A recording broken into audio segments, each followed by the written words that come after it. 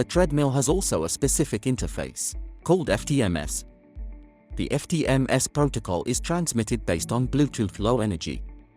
If you have this option available, insert the FTMS dongle to the USB port on the side or on the lower end. Click on the interface button. Select FTMS and start the service. Now the treadmill will transmit speed or elevation data or even cadence based on this FTMS protocol. Now take your tablet or your phone. Select your application like Swift or Kinomap and look for the device. Look for the treadmill. Set up a run, set up a trail, a landscape, and have some fun on the treadmill.